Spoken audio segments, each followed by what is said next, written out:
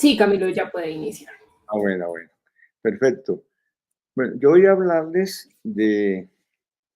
precisamente de este trabajo que se llama hallazgos y recomendaciones, pero en particular me voy a referir a la parte que en este trabajo tan importante de la Comisión de la Verdad, la parte que se refiere a los conflictos ambientales en medio del conflicto armado.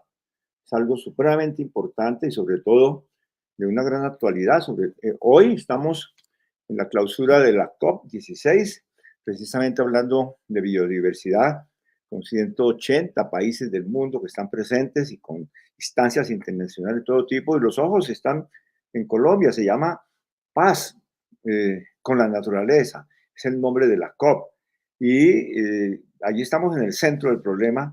Por eso yo verdaderamente los invito a que miren el informe de la Comisión en lo que trata en este tema de la violencia frente a la naturaleza. Tenemos en el libro de hallazgos, hay un pequeño aparte sobre los impactos en la naturaleza, en la página 72, y hay unas pequeñas alusiones en las recomendaciones. La verdad es que no tiene en las recomendaciones ningún desarrollo ni mayor importancia, pero esto que está aquí realmente está sustentado en un capítulo mucho más extenso en el tomo que se llama Sufrir la guerra y rehacer la vida. Se los recomiendo, está en internet y los vamos a compartir para que todos lo tengan. Yo creo que es importante leerlo, está muy en sintonía. Este capítulo yo creo que es un capítulo conceptualmente muy rico en su problemática, en sus temas. Por ejemplo, hoy se habla mucho de la paz con la naturaleza y hay una discusión sobre qué significa esa relación. Hay quienes han criticado y han dicho no se puede hablar paz con la naturaleza como si la humanidad, como si las personas, la civilización humana fuera algo aparte que se relaciona, que fuera una relación entre dos. Por un lado, la civilización humana y por el otro lado, la naturaleza, entendida esa naturaleza supuestamente como un conjunto de biomas, de sistemas bióticos y abióticos, como dicen, pero de todas maneras, las plantas y los animales sin conciencia serían la naturaleza. De modo que por eso se ha criticado y se habla de la paz en la naturaleza y una definición de naturaleza que está en ese trabajo sustentado de manera muy clara. Por ejemplo, nos recuerdan en este libro de la Comisión de la Verdad que hay antecedentes supremamente importantes en lo que ha sido la conceptualización de naturaleza. Incluso en las Naciones Unidas, desde el año 82, hay una declaración sobre la naturaleza, que es la Carta Mundial de la Naturaleza. Y en esa Carta Mundial, en el año 82, ya se habla de que no se puede considerar a la humanidad aparte, que los humanos somos parte de la naturaleza y que la naturaleza es un sistema y que se constituye por la interrelación de seres vivos conscientes, inconscientes, inertes, todas las modalidades de existencia en el planeta, es lo que ha constituido la naturaleza. Es decir, lo que se habla en otro lenguaje, la Pachamama, la Gaia, la Madre Tierra, todas estas denominaciones, lo que se refieren es precisamente a ese concepto de que lo que existe es una interrelación entre todos los seres. Lo que le sucede a uno afecta a los otros. Es un complejo. Ese es un concepto muy importante que no solamente está allí, con anterioridad, en documentos 6 años antes, hay advertencias de los impactos de la violencia y de las guerras en el conjunto de la naturaleza, incluidos los seres humanos. Es decir, que esta problemática que hoy se habla en la COP de la paz con la naturaleza es una problemática que está siendo objeto de reflexión por la humanidad, pero que ha habido una corriente muy fuerte, supremamente fuerte de pensamiento que trata de aislar, de fracturar, porque tiene otra idea, otro concepto que también critica la Comisión de la Verdad, que es el concepto de recursos naturales. Entonces, recursos naturales, algunos dicen, no, es que eso está desde la Biblia, cuando En el paraíso le dijeron a Adán, te entrego todos los seres vivos y todo lo que existe para tu disfrute y a tu plena disposición. Entonces los recursos naturales son vistos como aquello que hay que apropiar, que puede ser objeto de la mercantilización, del extractivismo, de todo tipo de formas de expoliación. Entonces, por eso el propio concepto de recursos natural ya indica una manera de relacionarse las civilizaciones humanas con el conjunto de los ecosistemas. Entonces, son conceptos que nos traen, que son muy importantes y que están relacionados con la cuestión, que es el reconocimiento de lo que llaman los derechos bioculturales. Es decir, que las comunidades son urbanas y rurales, todas las comunidades que forman parte de la naturaleza, ¿no? Constituyen sus cosmovisiones, su mentalidad, su pensamiento en la relación con ese entorno. Es decir, la cultura, las cosmovisiones están relacionadas directamente con los bienes comunes naturales. De modo que una afectación, un extractivismo, una depredación, la violencia, el uso de las armas en la disputa por recursos, pues altera los derechos bioculturales. Incluso es muy interesante el concepto que introduce la comisión que se llama la solastalgia. Una palabra rara. Debo confesar que yo no lo había leído, no lo había trabajado ese concepto antes de leer este informe de la Comisión de la Verdad, la solastalgia. La solastalgia es precisamente la afectación en la forma de pensamiento, en la mentalidad de la gente, en el estado de ánimo, en la psicología, como resultado de la destrucción de su entorno, como resultado del desplazamiento forzado. Eso produce lo que llaman el trauma biocultural.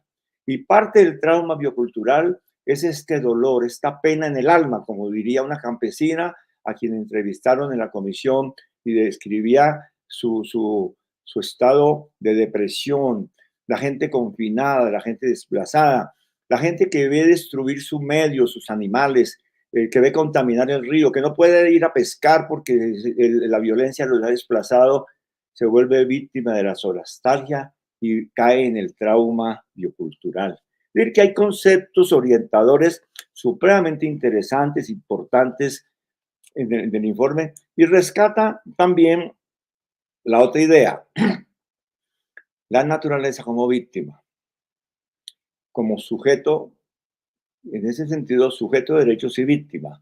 Allí hay una discusión, ¿no? De aplicarle, de darle a la naturaleza unas propiedades humanas.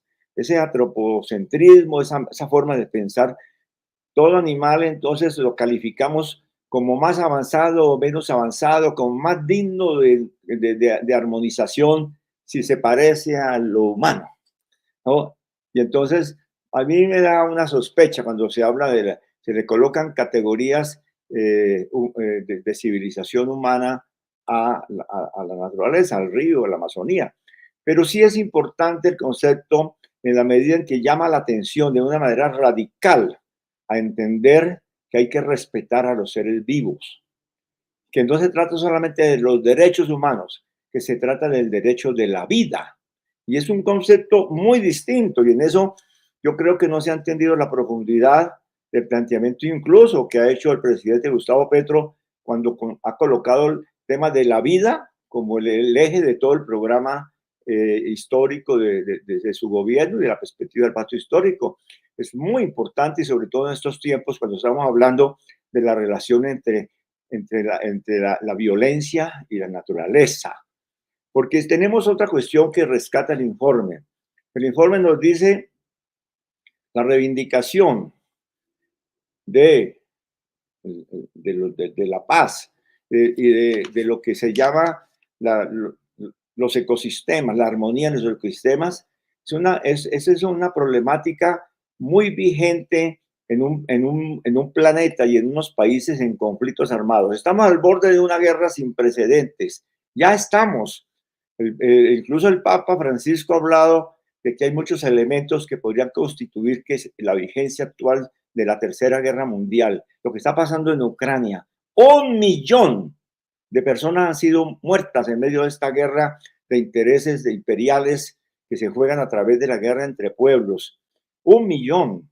¿Qué hablar de la situación en Palestina, el genocidio en Palestina y que se extiende? Pero además se está preparando, se está hablando de armas atómicas tácticas, con una destrucción, experimento en los mares, todo lo que es la industria armamentística, todo lo que es las armas en medio de las relaciones sociales, son los problemas que nos llaman a hablar de paz en la naturaleza.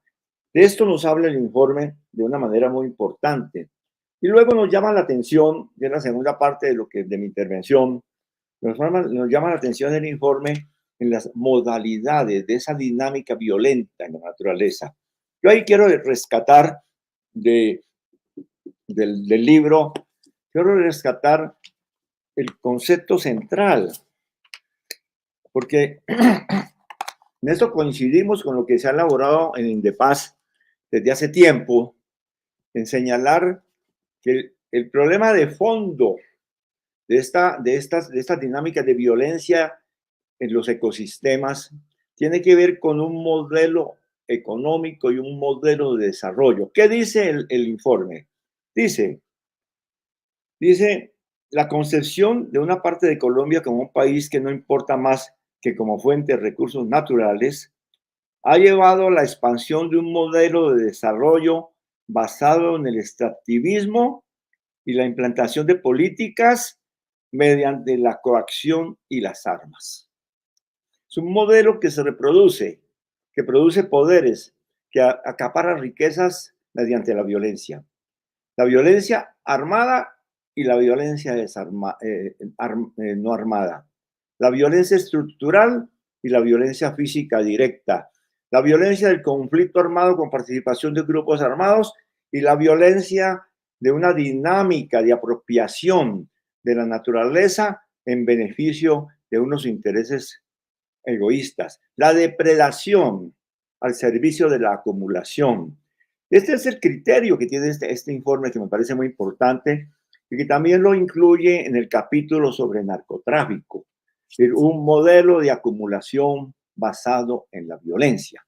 Creo que es muy importante ese concepto, y que a partir de esos conceptos entonces se puede mirar la dinámica, las modalidades, la forma como se ha expresado en el conflicto armado en Colombia y en general en el modelo violento de acumulación, esa relación destructiva de violencia en contra de la propia naturaleza y en ese sentido en contra de la humanidad como parte de la naturaleza misma. Ahí vemos los problemas que se enuncian y que a veces no se identifican suficientemente, como por ejemplo todo lo que tiene que ver con el gran problema de la tierra. Que la tierra es vista a veces como el suelo o como un conjunto de bienes naturales, vegetales, minerales que están en ríos abajo y que eso es la tierra. A veces se habla de territorio y se amplía un poco más. Pero resulta que la tierra, existe la tierra para la gente, la tierra urbana, la tierra rural, como una relación social. Eso es la tierra. La gente habita, tiene su cultura, tiene su economía, tiene sus relaciones familiares, tiene sus creencias en un territorio. El territorio está constituido por todo eso para las comunidades. Entonces, cuando a la gente se la desposee de la tierra, se está destruyendo su cultura, se está produciendo la solastalgia, se está produciendo el trauma biocultural. Por eso, a veces se nos olvida que tenemos una historia, y eso nos lo recuerdan los volúmenes de la comisión, que tenemos una historia sustentada en el despojo. Este país ha visto un modelo de acumulación y un modelo de violencia y una lucha por el poder, incluso de grupos armados que se dicen revolucionarios, produciendo un conflicto es que por la reforma agraria, pero que en la práctica lo que ha producido es un despojo. El poder y la manera de consolidación del poder, la respuesta antiinsurgente o la respuesta insurgente, todo ese complejo a la altura del año 2010, dentro del gobierno de Uribe, un informe que se presentó al Congreso de la República, sustentado en estadísticas, en el cual tuve la oportunidad de participar como Indepaz, registró oficialmente 10 millones de hectáreas despojadas a los campesinos y a las comunidades étnicas en nuestro país. 10 millones. 10 millones, imagínense ustedes lo que significa en este país despojar 10 millones de hectáreas, ¿no? Que a su vez está asociado, se habla de 8 millones de víctimas de desplazamiento, entonces ahí hay un subregistro, son muchísimo más, y ahí se ha destruido la naturaleza, el desplazamiento. Pero se habla de otras cosas, ¿no? De confinamiento sigue, porque el desplazamiento no se acabó con la firma de los acuerdos de 2016. Tenemos nosotros por encima de 100.000 personas desplazadas y de 30.000 confinadas solo en el Pacífico colombiano en el último año. Están las cifras. Es decir, que las conflictividades armadas, que son luchas por recursos, que son luchas por la minería, que son luchas por control territorial, todo eso continúa produciendo confinamiento y desplazamiento. Y tenemos la disputa en medio de los conflictos armados se da la disputa por territorios y por recursos mineroenergéticos, ¿no? ¿Cómo se explican los paramilitares en todo el norte de Colombia? Necesariamente en la disputa por la tierra, por el agua. Se habla poquito de disputa por el agua. Miren, esto tenemos una historia. Las hidroeléctricas en Colombia se han hecho en medio de la guerra, en medio de la violencia en contra de la gente. Ahí tenemos la historia de la Salvajina, para estar cerca ahí de Quilichao, y que hace una historia que nos es muy cercana. Pero no sé, de la historia de la Salvajina ustedes no la pueden contar. Pero Ituango, Urrá, para hacer la represa de Urrá se desarrolló una violencia de desposesión tremenda contra las comunidades indígenas. El asesinato de Jimmy Pernía todavía se recuerda, la masacre contra el pueblo en Vera. Ituango es un cementerio, es un cementerio de gente. Hay una dinámica paramilitar, las masacres se conoce toda esa región por las masacres que se perpetraron en la lucha por el territorio y el agua. Y así podríamos nosotros mostrar cómo ha sido esta relación de acumulación violenta en nuestro país, el extractivismo marcando la depredación. Tenemos, por supuesto, la historia de lo que es la economía de la coca y del narcotráfico, donde, por un lado, la huella de lo que ha sido la deforestación, la apropiación de territorios, la disputa de territorios étnicos. El 50% de los sembrados de coca este año, según el último informe, pero históricamente también en Indepaz hicimos un estudio hace 5 años y también nos daba 50% de la coca y de la cocaína, de la pasta básica, en territorios étnicos y en zonas de reserva forestal, territorios colectivos. Pero había una disputa por los territorios y eso en la cadena del narcotráfico, porque uno dice, sí, existe coca porque hay pobreza y la gente busca. No, señor. Hay una cadena que lo determina, un negocio donde los que se benefician son las grandes mafias y los bancos, el sistema financiero que es el que lava los activos. Y todo ese negocio esclaviza al pequeño productor. El pequeño productor es un esclavo de las mafias y del capital financiero internacional en la cadena de la cocaína, de la pasta básica y de la coca. Y eso significa una disputa por los territorios y por lo mismo una acción en contra de la naturaleza. Y podríamos hablar también de la minería, no solamente de la minería ilegal y mucho menos de la minería artesanal, también de la minería legal de las grandes compañías. Las grandes compañías han hecho minería con la violencia desde siglos. Así hicieron la conquista de América detrás del oro. La producción de oro en Colombia se hace en un 80% en la franja que va del Magdalena Medio al Chocó. Y otro porcentaje importante, cerca del 10%, adicional después del Chocó en el resto del Pacífico. Ese es el circuito del oro. Por ahí llegó la esclavitud incluso detrás del oro en todas esas regiones. Hay una huella común entre la esclavitud y la historia del oro. Y la disputa del oro, ¿cómo se hizo? En las décadas pasadas, en este conflicto armado, ¿qué es lo que dice este libro? Se hizo con el paramilitarismo, se hizo con las armas, con la disputa por las rentas para financiar grupos armados. El ELN ha tenido en las rentas del oro buena parte de sus finanzas, como en la renta de la industria petrolera, de manera directa o indirecta. Es decir, la minería y la historia de los hidrocarburos, de la explotación hidrocarburífera en Colombia está ligada a la depredación, pero ligada también a las dinámicas violentas. De eso nos hablan estos libros. Todo lo que les estoy diciendo aquí está escrito en la Comisión de la Verdad. Uno diría, uy, pero qué barbaridad, esto es un discurso nuevo, raro. No, coincidimos en mucho, pero yo debo decirle que lean esos capítulos que son muy importantes. Nos habla también del efecto en los páramos,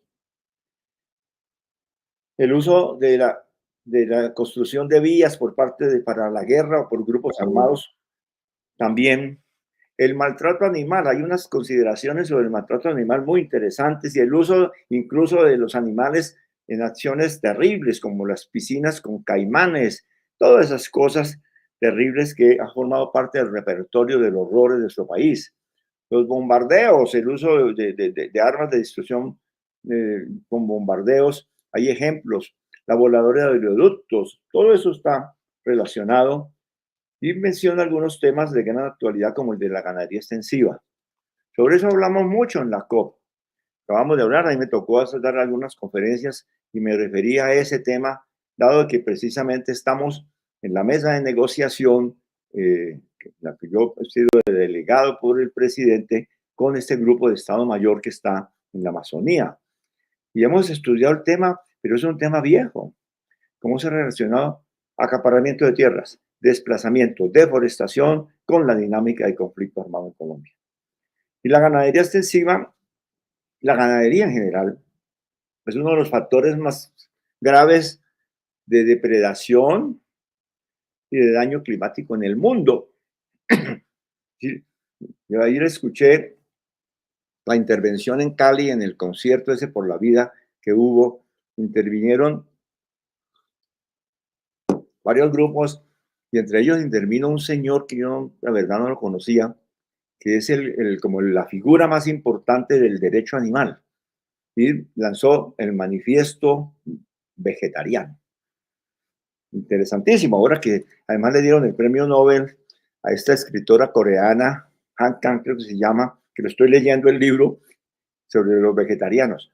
De un impacto impresionante la intervención de este señor del derecho animal, mostrando algo que sabemos, y es que no solamente hay depredación y todos los daños a la biodiversidad con la ganadería, sino que en el efecto invernadero, en el calentamiento global, en este desastre climático y socioecológico mundial, el cambio de uso de la tierra y dentro de eso la ganadería es un factor principal.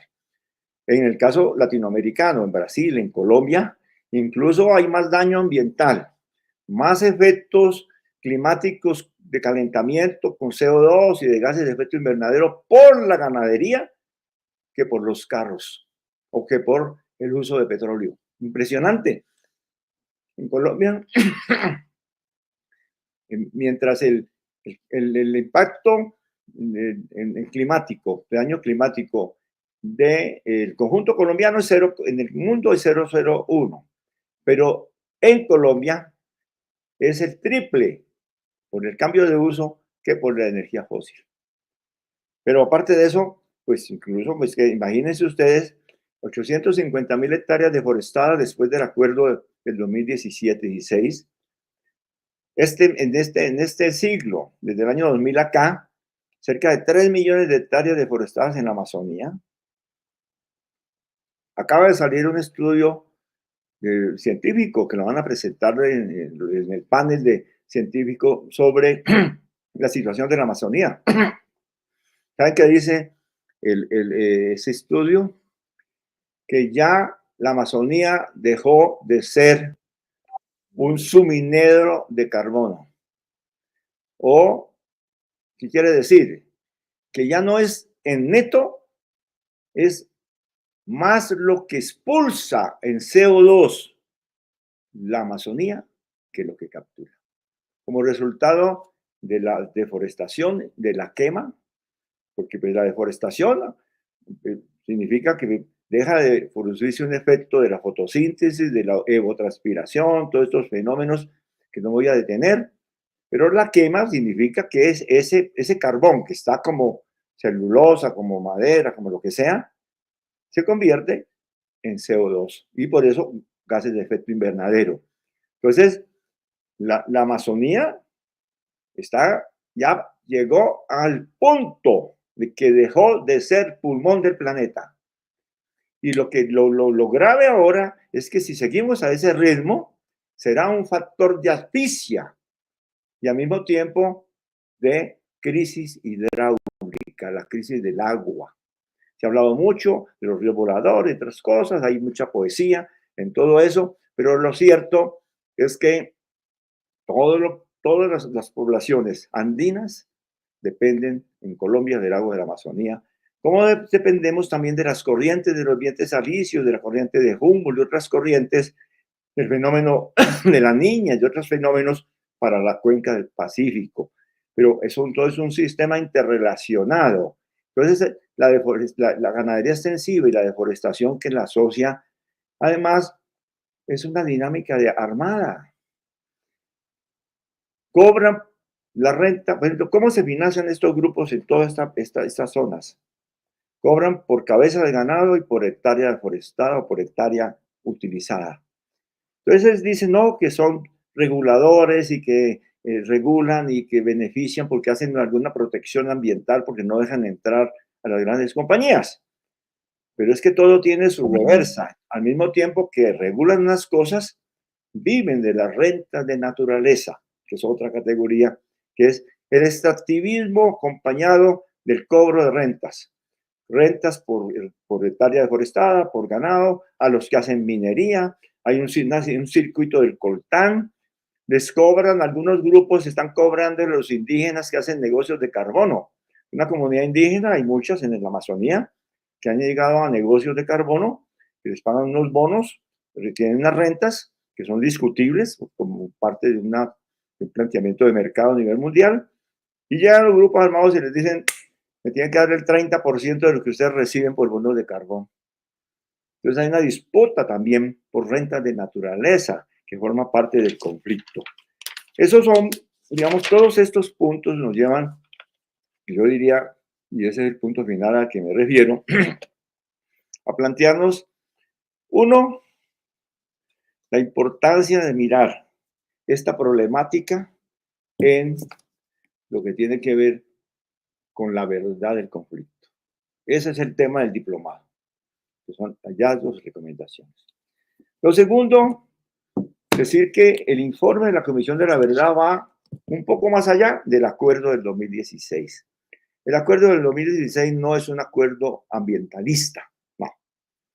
Lo ambiental no es un elemento estructurante de los acuerdos. Lo ambiental aparece de lado.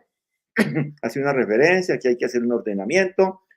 Se refiere el acuerdo del punto 1,10, o así por allá, a las zonas de reserva campesina, que es una idea que surgió en los años, a finales de los años 90, en la ley 160 de reforma agraria, para buscar un ordenamiento territorial y frenar con las zonas de reserva campesina la ampliación de la frontera agrícola. Pero esa es la otra referencia. Pero la preocupación del acuerdo no es la cuestión ambiental, ni buscar un desarrollo sostenible o una idea de otro desarrollo distinto a este desarrollo depredador basado en el despilfarro, el desperdicio, en la acumulación violenta, sino que el criterio es el acceso a tierra y la alianza o la complementariedad entre el modelo de monopolio y de agroindustria y de grandes en monocultivos con una economía campesina complementaria. No es un modelo de reforma agraria basado en el campesinado, eso no es el acuerdo. Y tampoco es un modelo de acuerdo sobre un eje ambiental. Por eso yo diría que el informe de la Comisión de la Verdad, sin llegar a darle la importancia central en ninguno de sus capítulos, de sus volúmenes, a la cuestión ambiental, sin embargo, tiene en ese capítulo una joya. Es muy importante lo que ahí está. La tercera consideración es que tiene una gran vigencia actual. Para otra charla, yo podría mostrarles de qué manera la cuestión ambiental, la dimensión de ecosistemas, está ocupando un lugar central en las conversaciones de paz en este periodo.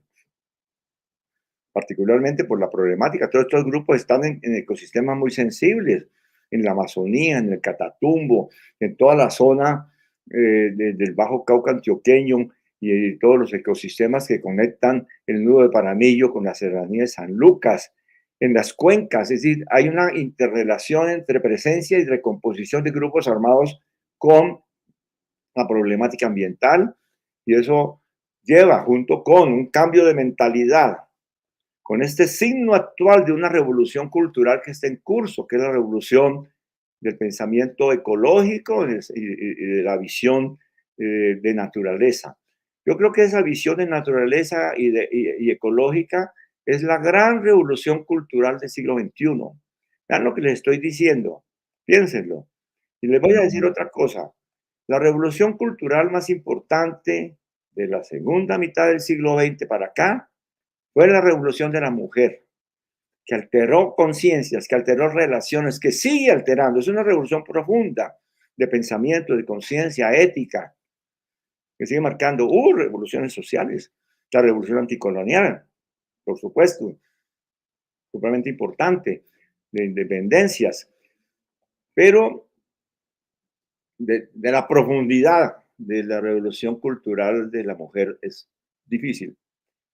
De esa dimensión es la revolución ecológica y de pensamiento que está en curso, porque de eso depende el futuro de la humanidad. Por eso hay que hablar de paz en la naturaleza como un elemento central de todas las causas. Paz en la naturaleza. Va a ser el signo del siglo XXI, de la supervivencia de las especies. Colombia es el segundo país biodiverso del planeta. Eso no es literatura. Léanlo. Miren, en el informe de aquí, en el informe de la comisión, citan un documento del Instituto Humboldt. Ese documento tiene gran vigencia. En ese documento se habla de que Colombia tiene 54.800 especies registradas. Es un país, es el segundo país en biodiversidad. El 10% de toda la riqueza de biodiversidad del planeta Tierra está en Colombia. Eso no es cuento. Están las estadísticas, está dado, ¿no? Y en las últimas décadas se ha perdido el 18% de la biodiversidad. Pero estamos ante una catástrofe mundial. No es cuento, no es cuento.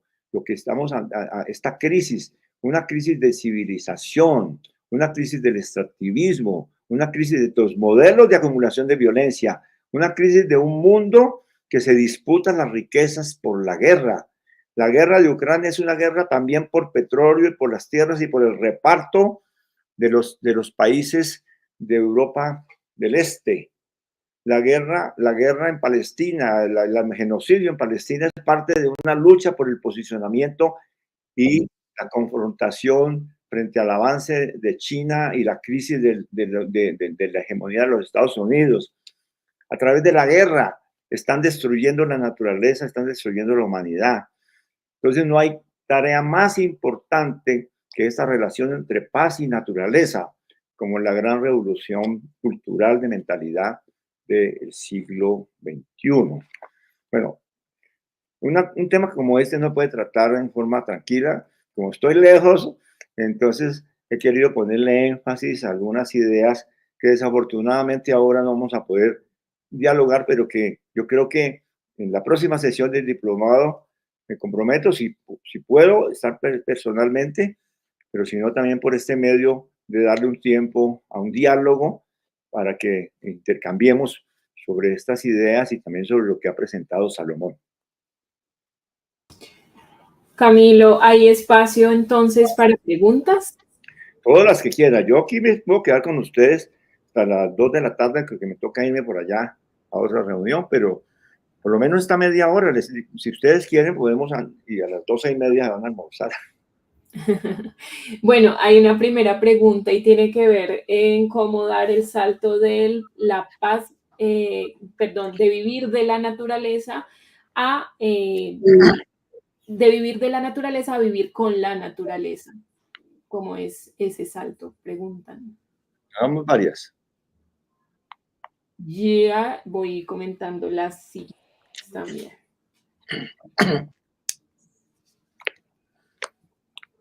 Podemos ir empezando con esa, Camilo, mientras me van llegando las siguientes. Bueno, es así, como quien dice, esa es la pregunta del millón, diría. Es la pregunta más difícil porque se trata de un cambio de paradigma, en el sentido exacto de lo que significa paradigma, ¿no? Y que está relacionado con una forma de civilización. Vivir de la naturaleza es una idea que se refiere precisamente al extractivismo y a la depredación. Vivir, por ejemplo, cosas que muestran qué significa, qué es lo que hay que superar por la negativa, ¿no? Para poder vivir con la naturaleza hay que superar un modelo que precisamente se basa, por ejemplo, vamos a hablar de la obsolescencia programada. Tenemos un sistema que para poder desarrollar la acumulación y el beneficio, la ganancia, necesita que la gente consuma y consuma más cada vez. Entonces, todo se programa para que caduque rápidamente. Los celulares los inventan para que duren tiempo limitado y ya sabemos que tiene una batería que tiene un tiempo ya a fecha corta que comienza a fallar. Pero al mismo tiempo le introducen unos programas que tienen fecha de caducidad y que tienen, entonces, para poderlos actualizar, tienen que comprarse el siguiente programa. Eso ahora lo están completando con inteligencia artificial de la forma más impresionante. De la inteligencia artificial al servicio del consumo y de la ganancia. Es decir, para que las cosas duren menos, satisfagan menos las necesidades y por lo tanto se venda más. Es una contradicción porque al mismo tiempo significa que la gente se empobrece, pero al mismo tiempo está en la lógica de la obsolescencia programada. Segundo, el desperdicio. Esa es la sociedad del desperdicio. Todo es absolutamente hecho para votar. Tenemos la muestra más grande, visible en estos días, de lo que es el impacto del desperdicio, son las islas de plástico. Se está detectando en todos los peces, moléculas de plástico, porque va en la cadena alimenticia también de todas las especies marinas, ¿no? Y hay islas. Dicen que hay una isla tan grande como Cuba, en la mitad del océano, y hay aglomeraciones, el desperdicio. Y ese desperdicio no solamente está ahí, ¿no? Está en todo tipo de actividad. La obsolescencia programada y el desperdicio van de la mano con el consumismo, que sería como otra de las características. Ajá. La irracionalidad en el consumo también, ¿no? Vemos lo que llaman el consumo chatarra y todos los productos que nos ofrecen y que ahora han puesto 4 o 5 sellos, pero pues ya a la gente ya no le importa porque es lo que más come. Camilo. El asunto es cómo plantearse una alternativa a eso. Y a mí me parece que allí yo coincido con algunos teóricos, incluso los teóricos de la complejidad, que hay que combinar la construcción de un paradigma nuevo de civilización y de sociedad con una resistencia desde lo pequeño, en la vida cotidiana. En la vida cotidiana, el cambio de hábitos de consumo, el cambio de hábitos en la relación con el agua, en la relación con las diferentes especies naturales, el aprender de las comunidades indígenas y las comunidades afro en su relacionamiento también con el entorno natural. Creo que el dejar de ver que el progreso, miren el asunto, se piensa que el progreso es producir más, que el progreso es que la gente consuma más. Y resulta que eso no es el progreso. El progreso es vivir mejor y más felices. Y se vive mejor y más felices en la relación con la naturaleza. Entonces, esa pregunta, pues sí, nos podríamos estar aquí mucho rato más, pero significa sobre todo un cambio de paradigma. Listo. Camilo, aquí, bueno, le envían felicitaciones por el espacio y también saludos por lo que les está comentando. Y hay una pregunta que señala o está dirigida a qué percibe de lo ambiental de la COP que se vendrán a los territorios del Cauca. Pues mira, yo creo que la COP, el gran mérito de la COP para Colombia y para el mundo, pero para Colombia y para nuestra región del Pacífico, el gran mérito ha sido precisamente el abrir un diálogo, una conversación, acelerar esa transformación cultural, generar una conciencia ecosistémica en relación con la naturaleza. Creo que ese es el gran mérito, es eso, pero que tiene algunas consecuencias, yo creo, en deslegitimar prácticas. Por ejemplo, en relación al tema del extractivismo y de lo que son el impacto de ciertas economías. La economía de la coca que tiene en el Cauca, sobre todo ya en toda la región Pacífico, de Suárez y todo lo que son los municipios del Pacífico, López de Micay, Guapitimbiquí, Tambo, Argelia y demás, pero ya también Morales, y eso se ha extendido. La economía de la coca es tremendamente destructiva de la naturaleza, no solamente por lo que sigue, sino el sistema de producción. Ese es un monocultivo basado en agroquímicos, basado en contaminación ambiental, en depreciación de las aguas y del suelo. Los suelos, el suelo es una de las cosas que a mí me parece que importantísimas las reivindicaciones, las enseñanzas en la COP alrededor de los ecosistemas y la importancia del suelo, porque es que sin suelo no hay especies, y del agua. Pero yo creo que hay muchas lecciones, hay un aprendizaje, una pedagogía que se puede hacer con referencia a la COP. Es decir, que la COP no solamente nos habla de hacer una protección digamos, de la naturaleza como si fuera algo, no, es cómo vivir en la naturaleza.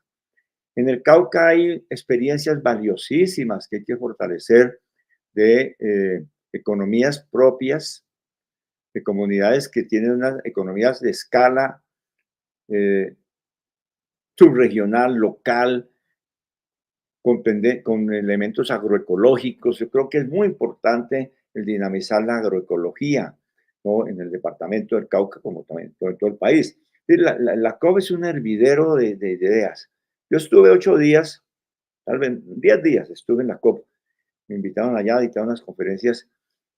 Eso era una selva, una cosa impresionante, la evolución de científicos, de pensamiento crítico, porque incluso hasta el propio presidente Petro criticó la falta de compromiso de los países, no aprobaron realmente el fondo ese de la biodiversidad, ni siquiera el 15% de lo prometido como aporte anual de las grandes potencias, que son las contaminadoras y depredadoras, fracasaron, no tomaron medidas suficientes de protección del conocimiento genético y de los activos. Ahora, frente a la inteligencia artificial y el ADN digital y todas estas técnicas, preservar tampoco. Y la COP tiene su importancia, sobre todo es por el movimiento de mentalidad, el movimiento ambiental, el movimiento ecológico de conciencia. Y yo creo que eso es lo que hay que recuperar, hay que hacer una reflexión muy importante sobre ese llamado que se hace desde los movimientos ambientalistas y que se hicieron oír algunos más que otros en medio de la COP. Camilo, tenemos dos preguntas más. La siguiente es, ¿qué se hace desde la Comisión del Esclarecimiento de la Verdad para que la no repetición se mitigue en el departamento del Cauca? Bueno, la comisión presentó su informe y el impacto que puede tener es en la medida en que la gente utilice ese informe para fortalecer sus acciones, porque ya la comisión se disolvió. Hay un comité de seguimiento, pero ese comité de seguimiento no tiene, digamos, la capacidad, la potencia, la fuerza como para ser un catalizador de nuevas dinámicas. Pero sí me parece que el valor del aporte de la Comisión para la no repetición es precisamente que se hagan reflexiones como las que está propiciando este diplomado, que se tomen en cuenta las recomendaciones para desarrollar un movimiento radical en contra de la violencia, en contra de la naturaleza, radical en contra de la idea que es a través de la violencia que se transforma la sociedad, a través de la muerte. Yo creo que ese es un mensaje. Hay uno de los informes importantes de la comisión que se llama No Matar. O sea, si todos son cortotes, mire, esta es una cosa bárbara porque este tiene 803 páginas, este tiene 700 y cada uno tiene, eso pues, no se lo leen ni los doctores más doctores todos, pero yo creo que hay instrumentos en la página web de la comisión donde hay herramientas pedagógicas con las cuales se puede trabajar para fortalecer ese movimiento de conciencia en contra de la violencia, contra de la muerte como sistema para lograr propósitos económicos o políticos. Y hay otra pregunta acá que está relacionada con el acaparamiento de tierras y es, ¿qué se hace para que esto se reduzca y se pueda dar la paz?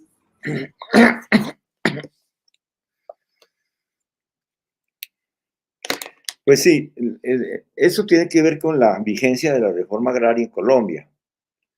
Y la Comisión de la Verdad hace referencia a la reforma rural integral que fue parte del acuerdo de 2016, pero el acuerdo de 2016 quedó en deuda con la reforma agraria, con la democracia como elemento central en la producción de alimentos y en la producción en el campo. Creo que es fundamental, yo creo que la vigencia de la reforma agraria, no como reparto de tierra simplemente, sino como innovación de sistemas precisamente de vida, bioculturales, ¿no? Sistemas agroecológicos, modalidades de producción armoniosas con la naturaleza. Creo que eso es, y que hay que comenzar de lo pequeño y ir también hacia lo grande. Creo que esa tarea es una tarea pendiente y que depende de los movimientos sociales y los movimientos democráticos en Colombia. No hay en ese momento un instrumento legal para garantizar una modificación de un sistema que es tremendamente concentrado. Mire, es que yo leía en estos días el informe que hacían sobre tierras en Colombia basado en las cifras del DANE y del IGAD, del Instituto Geográfico Agustín Codazzi. Yo decía, pero es posible que en realidad el 1% de las propiedades en Colombia acaparen el 85% de la tierra en frontera agrícola. Eso es posible. Y uno decía, eso es posible. Y ahí están las estadísticas. Colombia es uno de los países que tiene la desigualdad más grande en la propiedad de la tierra y en general en la ruralidad. Y durante todas estas décadas, incluyendo los gobiernos de todo este siglo hasta ahora, todas las políticas agrarias, incluyendo los desarrollos de reforma rural, son para favorecer las grandes corporaciones, los megaproyectos, no es para favorecer el campesinado. Aquí tenemos en Colombia un fenómeno muy particular, es que la mitad de la tierra, de la tierra continental de Colombia está en propiedad de resguardos de comunidades negras y en zonas de reserva forestal. Es decir, que son o propiedades colectivas o propiedades públicas. Y ese es el objetivo de los sectores que son los dinamizadores de la violencia, disputar esas tierras con sus recursos. Entonces, Hay que revertir esa tendencia. Esa tendencia se revierte políticamente. Si no hay gobierno, si no hay estructuración de un poder público que realmente sea redistributivo, que crea que la democracia en lo económico es parte del progreso, ¿no? Que no puede haber idea de progreso dentro de la inequidad y la desigualdad. Y eso, ese problema del acaparamiento de tierras, por eso es un problema sistémico. Y es una tarea pendiente que depende de la conformación de los sujetos transformadores, de los movimientos sociales y políticos transformadores. Listo. Camilo, aquí nos están diciendo que tienen más preguntas, pero las están formulando. Entonces, si nos regalan unos minutos, No hay ningún problema, con mucho gusto. mientras le envío los saludos de Ira desde el Cauca. Sí. Creo que tenemos, y en el norte del Cauca, tenemos unas tareas muy importantes, están ligadas a la dinámica de paz. Desafortunadamente, en este momento se está viviendo es una dinámica de guerras, polarización, ascenso de la ofensiva militar, ascenso de las resistencias armadas y de las contraofensivas armadas, y de todas estas dinámicas. Eso está afectando muchísimo a las comunidades porque el futuro de estas sociedades y en el Cauca depende del empoderamiento de las comunidades campesinas, indígenas, afro, de las comunidades negras, de las fuerzas sociales urbanas. De eso depende, del poder ciudadano, del poder civil. Es ese empoderamiento lo que le da futuro a la sociedad, no son las armas. Y entonces estamos en una trampa. La trampa de la guerra sigue presente, particularmente en el departamento del Cauca. Es una trampa que es una trampa al mismo tiempo en contra de lo que son la armonía con la naturaleza.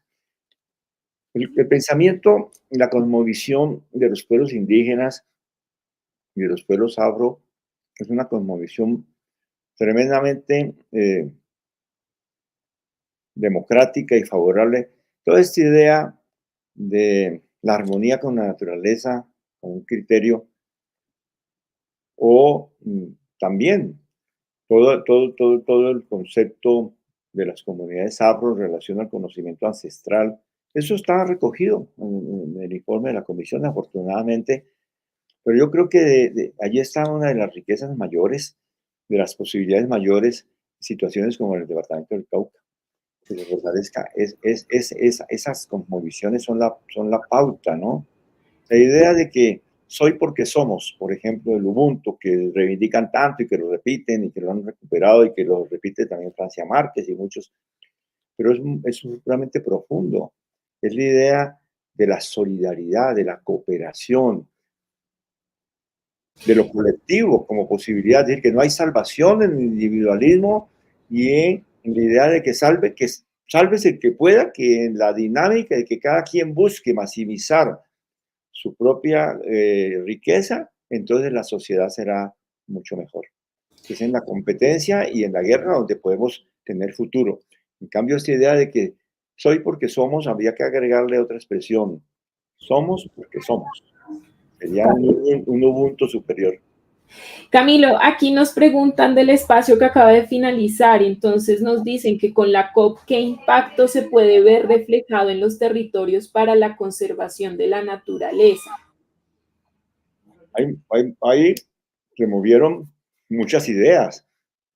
La COP, la COP tuvo varios escenarios. Un escenario fue el escenario de los delegados de los gobiernos que se encerraron allá en el centro de convenciones a elaborar unos documentos a puerta cerrada, como estaban en su trabajo.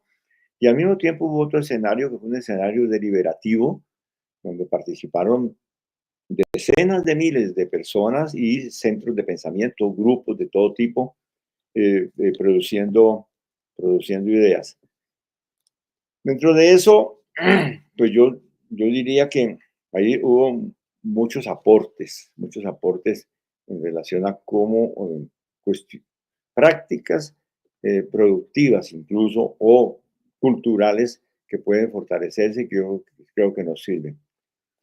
Y la idea de fortalecer en el tema del desarrollo agrícola y en general de las comunidades rurales, eh, fortalecer la agroecología. Me parece que es algo supremamente importante, ¿no? Mire, el rechazar la idea de que toda, estamos en contra de la deforestación, totalmente. Pero una cosa muy interesante es que no toda reforestación es positiva. La reforestación como monocultivo es una investigación muy importante que yo creo que hay que reivindicarla. Las reforestaciones con monocultivo, por ejemplo, monocultivo de pino o de acacias o monocultivo de abedules en algunos países, ¿no? Es hoy la causa de los incendios. Algunos dirían, no, es que el futuro del Cauca es forestal, siguiendo el ejemplo de Cartón Colombia, o de Murphy. Entonces, es llenar de pinos el departamento del Cauca como gran aporte, además, supuestamente, a la captura de CO2. Se presentó una investigación interesantísima que muestra cómo toda la reforestación que se hizo en Canadá y en Europa en buena parte del siglo XX, hoy es la causa de los incendios, porque esa deforestación ha producido la destrucción de todo tipo de especies, ¿no? Y el desarrollo de plagas que secan los árboles y que los hacen más sensibles a los cambios de temperatura. Entonces, resulta que es por la mala reforestación que se producen parte de los incendios en esos países como en Canadá, en Alemania y otros países. Es una enseñanza muy interesante incluso para el departamento del Cauca, quienes dicen, no, aquí todo, que monocultivo es reforestador.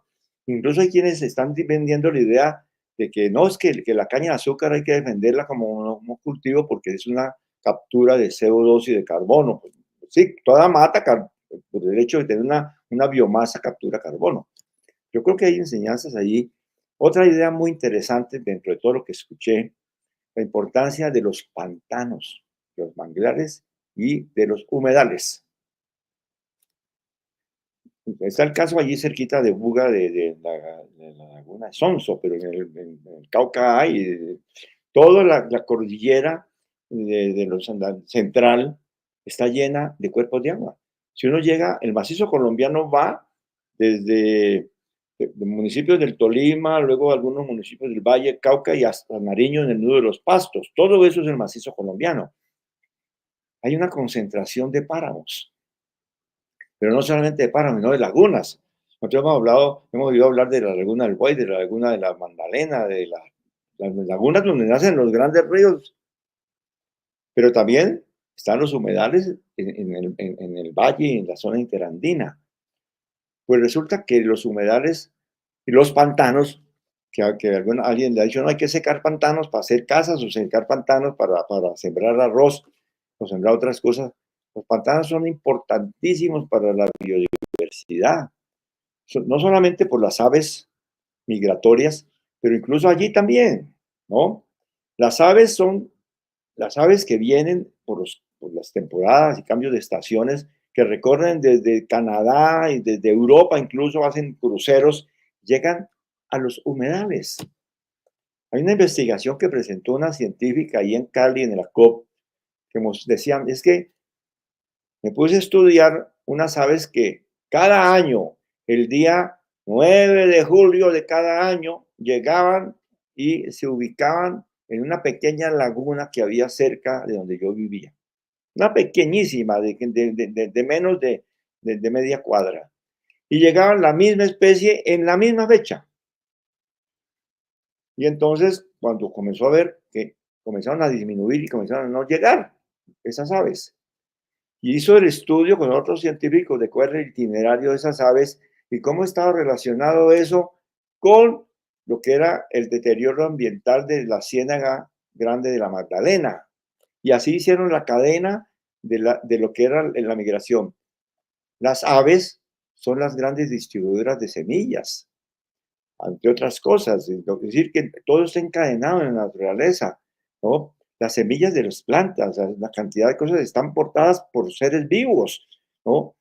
Lo mismo lo que es la investigación sobre las abejas. Se enfrentaron a una investigación extraordinaria. Todos sabemos que la polinización es la base de la alimentación de la humanidad.